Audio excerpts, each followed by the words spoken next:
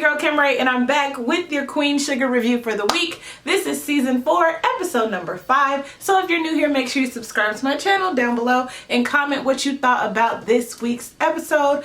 And also hit up those links in the description box. So make sure you're following me, sharing. Y'all know all of that. Okay. So just some church announcements before we get into our video. Make sure you guys are subscribing to the channel. Okay. When I'm looking at the analytics, it's showing me that most of my viewers, probably about 90% of my viewers, are not subscribed to my channel. So it's absolutely free. All you need is a Gmail account to subscribe. It is absolutely free, and not even just to subscribe, to create a YouTube account. All you need is a Gmail account. It is absolutely free. Now you can pay for their plans, like I think it's called like YouTube Black or YouTube Red, and that's where you can like play videos in the background and while you're in other apps. That is what that is, okay? YouTube, to have an account on YouTube is absolutely free. To upload videos on YouTube is absolutely free. Say it with me, because it has come to my attention that a lot of people don't know that. So I'm gonna say that in front of this review, and probably in front of the rest of my reviews for a couple weeks, okay? But anyway, so we are going to be on a hiatus next week for Queen Sugar. I don't know why they didn't do it last week, which would have made more sense. Queen Sugar pose off. I would have had a full week, just word of the day videos and that's it. But no, that's too much like right. So next week we will not have Queen Sugar. We will come back for Queen Sugar July 24th. And I will remind you guys of that at the end of this video, right? So without further ado, let's get into this review. So the episode opens up with Nova. She's having a dream and she hears her mother's voice, and like child Nova, okay? And we don't know what it really means, but apparently she's been having these dreams where she's hearing from her mom. And so like the true artist that she is, she wakes up and like records it so that she'll remember that she had this dream.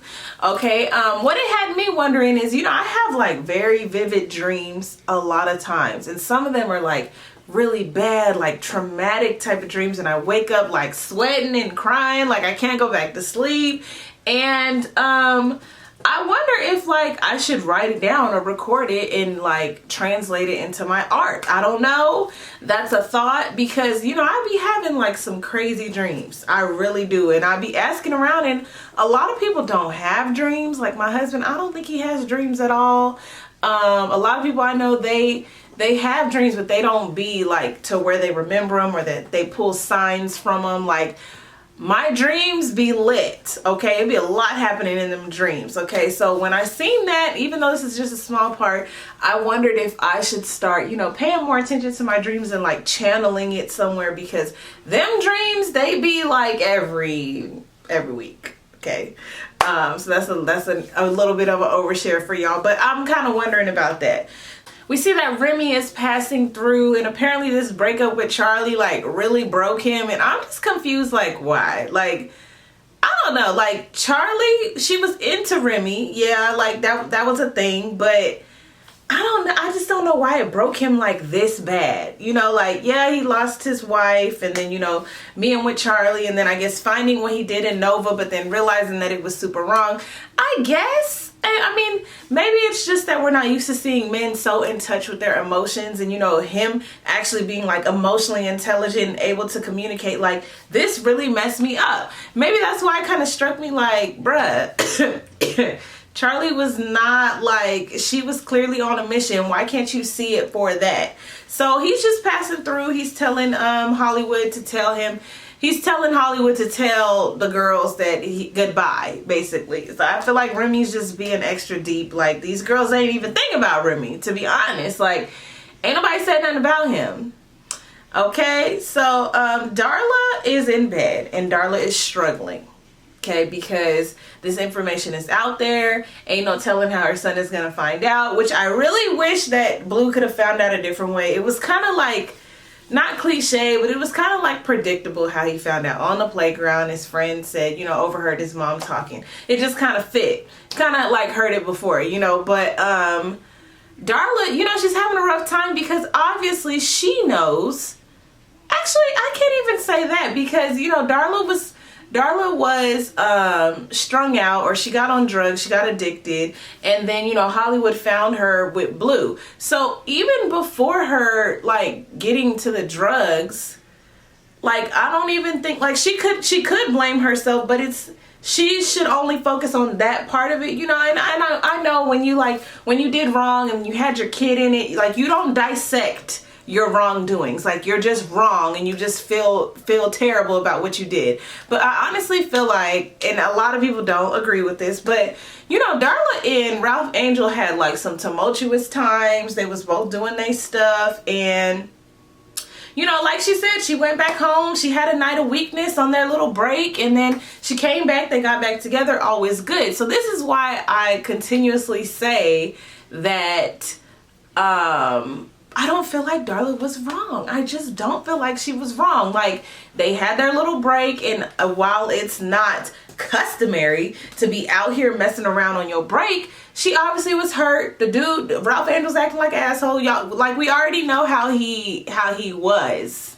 We already know how he's grown a lot emotionally. Just to see him in this scene, you know, talking to Blue and, like, feel your heart, feel my heart. Like, that was so moving to me, because, you know, Ralph Angel was this rock that just, like, when he get mad, he like a volcano, and then, you know, all his emotions are just on 10, and he didn't know, like, have, like, zero emotional intelligence, like, zero. So to see Remy, who has it all, like, pretty much all figured out in his mind, at least what he's feeling, what he's going through, and then Ralph Angel, he can't tell you why he's on 10 about something that don't have nothing to do with him. Like, it's refreshing to see him grow in this sense. But at the same time, while I'm getting back to my point, I just feel like Darla, you know, she went through what she went through. And then Ralph Angel went through what he went through. But Ralph Angel took the reins on Blue, and, you know, practically raised him, or did raise him, you know, while Darla went and got herself together. Now that she's gotten herself together, you know, she had to win this trust back with his family, you know, so it's like this huge big thing. And so that's what her ploy was, you know, like, we've gotten through all these things. We've gotten through all these things, and now this, like, why can't it just be enough already? Why would Nova do this? And so it's refreshing to see, one, you know, a stepdad, and how he can love just as much as a bio dad, right? But my thing is, I don't know if Ralph Angel, like, if he would have stuck around, if he would have found out, like, in the beginning when he was a baby, like, it's kind of hard to say, you know. But in this moment, he has learned and grown and struggled and all this stuff with Blue. So that is his child. And, you know, I do believe that family, just like on Pose, family and who you are and personality and traits and all these things, they're deeper than blood.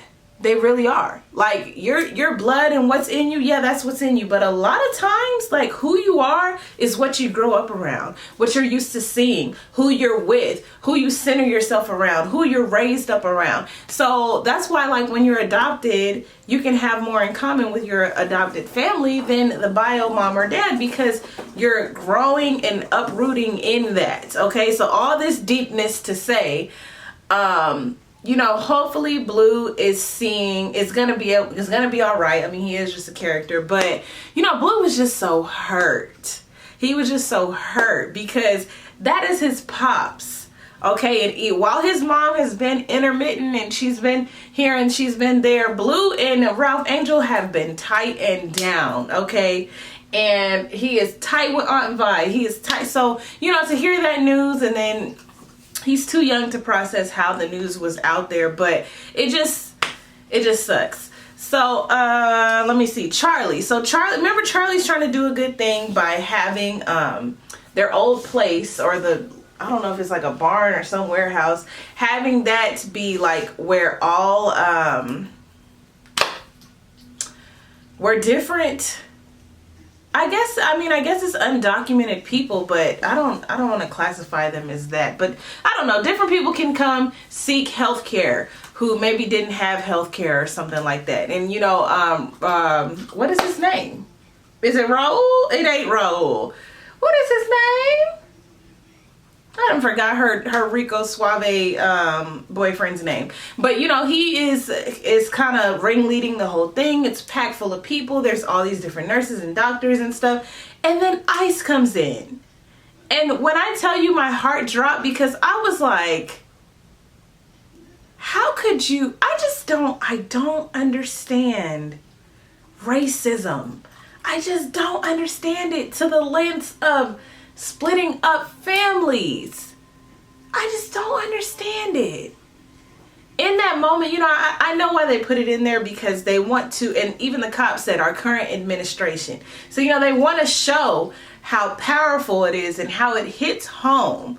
Okay, but just watching, it just was just, I don't know, it's just all too real. You know, we see it on the news and then we hear about it, and you know, we have people close to us who we know who have been in these situations, but something about seeing it in an art form, that's when it like really settles, you know. So we get this family, Ignacio, he's been working for the Bordelons for all this time on their farm. You know, he gets separated from his family.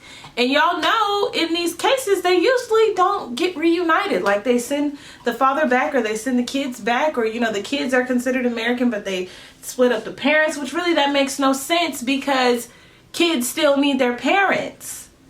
So it just, y'all know, if you don't know by now, like, I am like, I guess I'm like a purist, or I guess I'm like I mean, not really all that pure, but I guess I'm like a equal opportunity type of person.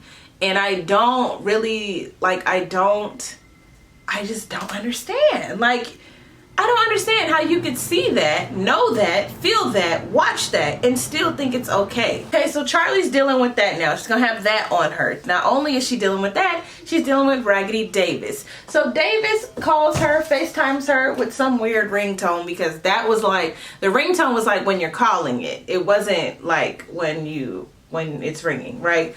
So, Davis is like, there's protesters outside of his new job because they've read the book, and, you know, it's all this backlash. And, you know, he calls Charlie just like he does any other time. Charlie, come fix my mess. And Charlie reminds him, like, no, you need to call your lawyer, because I don't do that no more. So he comes over because he can't get it through his mind. And, you know, she kind of has to give it to him straight. Like, I don't need you. I don't need you. I don't need you. I don't need you. And I don't want you. Okay, Davis tries to kiss her. You know, I'm confused about Davis. It's like Charlie points out the fact that he still ain't taking responsibility for what he's done. He still don't think it's wrong. He's so entitled and so used to having everything taken care of for him. He don't see his wrong. He ain't admitting his wrong, and therefore, furthermore, he can't get himself out of this mess. So she suggests that he tells the truth. And, you know, if we know Davis like we think we know Davis, I don't think he's going to tell the whole truth, nothing but the truth. Okay? I'm so tired of seeing him just sorry on this show. He's just so sorry all the time. I just be like, bruh, do you ever do right? Do you ever do right like that petty clap? Do you ever do right? Okay? He's just raggedy. So, you know, she's dealing with a lot. It's looking like she's gearing up to run for council. Now, at this point, I'm like, Charlie, girl, what don't you do? She's like, oh, you need that? Let me put my hat on. I got you on that. Oh, you need somebody to get down here and get dirty with you? Okay, let me put my gloves on. I got you with that. Let me put my boots on. Let me put my red bottoms on. I got you with, oh, you want straight hair? Let me straighten this record. I got you on that. You want the natural curl? I got you on that. Okay, she is a woman of very many trades. Okay, we see Micah. He goes to visit his friend in jail. You know, he's feeling bad for him, feeling like they did it all for nothing. And, you know, if it's one thing about people in jail or juvie, you cannot take their light. Okay, they need something to hold on to, and that's what he was telling Micah. Don't take my, you know, I feel like I did this for a reason. I stood up for what I believed in, so that's what's keeping me together in here. Don't take that from me. Okay, so I think Micah's able to see that. He gets this tattoo to kind of commemorate him. But you know what I was saying is, I still think it's messed up that they're all not serving in juvie. Okay, because maybe if they were all serving together, maybe it would be less, you know, traumatic of a thing, because at least they would be together. I mean, it would still be bad. In which this case, I still feel like them kids should have got with Nova and did some stuff with Nova if they were feeling so empowered and ignited by the ancestors. You ain't have to go light a old plantation on fire. It's just like that same tale where you think if I rob a store because I'm hungry, like I'm hungry. You know, like, I mean, obviously if you're hungry and it's your last option, a lot of times it's excused, but y'all get what I'm saying. Like, people think like I'm gonna commit this crime because I'm standing up for something, but there's a lot of other things that they could have done. So, you know, Micah, he's knocking back shots. He's letting old girl tat him up in the room, and I'm like, are these needles clean? Like, is she wearing gloves? Like, what is going on? And like, I'm very concerned about diseases and all of that. Okay. So let me see what else we got. Nova. So Nova is on her book tour, and you know, she's doing her Q&A, and we see the ever popular legend Cree Summer. If y'all don't know about Cree Summer, she has voiced so many of your favorite cartoons. I mean, from Clifford the Big Red Dog, old girl on there, from Susie Carmichael to the Code Kids, yeah, I can't quite remember. I mean, every person you could think of, every cartoon you could think of, she has done the voice. And then Different World, and then, you know, all these other, that's a different world, like Cree Summer. Okay, she is that. Okay, so to see her on Queen Sugar, I just was kind of like starstruck, like, wow, that's free. That's Cree Summer. That's wow. Okay, so she is kind of looks like maybe a professor of Nova's from back in the day, and they had a thing, and my jaw just dropped, because I was just like, Nova, girl, that's how you got that grade? So she's taking her on this tour. Now, what I peeped from the previews for in 2 weeks from now, it looks like she might be jealous of her or trying to sabotage her. I don't know what that look was about when they hugged. I don't know what that was about. But we see them kind of hooking up. You know, you kind of see this cat and mouse thing going on. And then I knew it was going to go into kissing. So I don't really know about the teacher. You know, nobody's thinking like this is where the professor got down with the student. Like, there's not a problem here, because people think it's like romantic because it's two women. I don't know. Nova's on this tour, so she's not dealing with Aunt Vi and her flashbacks and her like PTSD and her constant tears and pushing Hollywood away and bringing Hollywood in, and you know, her saying that she will never forgive Nova. She's not having to deal with that. She's not having to deal with Davis. She's not having to deal with Blue finding this out on the playground. Darla potentially having relapses. You know, that prayer that Darla prayed, I was like, it was such a beautiful prayer, because it wasn't like, God, please don't let me drink. It was like, give me the understanding, give me the comfort, give me the patience that I need. Those type of prayers right there, that's when you know that you are mature in your faith, you are mature in your walk, and you are trying to do things right. When you pray like that, like, God, just give me understanding. I know that I cannot change what is going on, but give me understanding of what is going on. Give me patience and endurance and perseverance to get through what is going on, and help me to learn what you are trying to teach me. That type of prayer right there, it just gave me goosebumps. That type of prayer right there is so admirable when you can pray like that, because you understand that what is happening right now is out of your control. It is gonna happen. It is happening, and you must go through it. Just like Finding Nemo, you gotta go through that thing. You can't go on top. You can't go up under. You gotta go through it. And so, y'all, I'm about to get to preaching here. I'm getting goosebumps in my scalp. Okay? But anyway, so Darla, she understands all that. So Nova's not having to deal with all these little fires that are occurring because of her.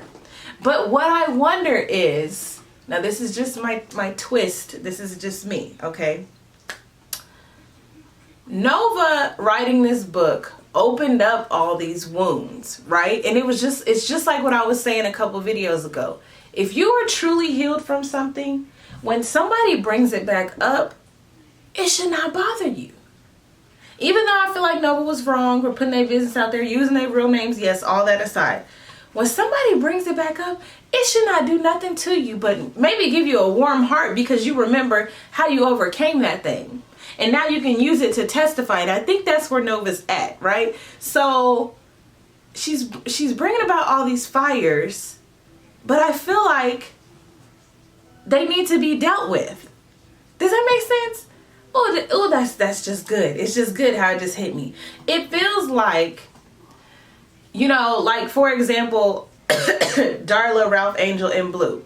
Blue needed to know. He was gonna find out sooner or later. Okay, Nova was wrong. Let me say this because y'all gonna get them comments. Nova was wrong for how she put out somebody else's business that wasn't hers. She did not give the parents time enough to prep their son and let their son know in the way that they saw fit, because they are the parents, not Nova. But at the same time, her doing this caused them to talk to their son. It caused Ralph Angel to go out and talk to Proctor and talk to, you know, the guy that works on his farm, and realize that he is good for staying around and see a different part of it. So then he was better equipped to be able to talk to his son. Now, would all that have happened if Nova had not have put that in her book? I want to know what y'all think, because I feel like in a strange twist of things, because Nova put all these things in her book, it caused people, it's like she just walking around snatching band-aids off, like here, heal yourself now. And even though it's like she played God, I know, but at the same time, it's like you have to deal with your stuff. You do. Like at some point, you got to deal with your stuff, and it's messed up and it's painful and it hurts, and you know you going through stuff, and it's dark and it's lonely and it's confusing and all these things. But once you get to that other side, now you are more clear in what we are all about. What the world is all about is what you just went through. You don't keep it for yourself. You give it to someone else so that they can now be equipped to go through it also. Okay, I know I'm preaching tonight. Okay, so let me just make sure there's nothing else. I wanted to mention how Vi, and this kind of ties into what I'm talking about right now. Vi said that she can never forgive Nova. And it kind of brings two things into question. So before any of the strife, they were family. They bonded together. They fought against anybody who fought against them. But as soon as one of the family members turned against the other, they just dropped her. So that just lets you know every kind of love except the Lord's is conditional. There is something that you can do to cause someone not to love you no more. And maybe they do still love her, but they don't want to be around her no more. So they're not showing love anymore. So I think that's also another thing that we should think about. If you're going to say that you love someone unconditionally, that means in all of their mess and all the things that they do, you are ready to forgive 77 times 7 or 70 times, whatever it is. Okay. And most of us, if we're real, we are not. We are not like that. You cannot continue to just do me wrong and I'm going to just be like, oh, I forgive you. Like, we are not like Jesus. We're not. As much as we say that we are not. So to see this whole thing where Aunt Vi is like, it's over for her. I'm good off of Nova. But like a season ago, Nova was like, you know, right here in her bosoms crying. It's like it raises into question, what is family? How are families supposed to move when you just cut people off because they hurt you?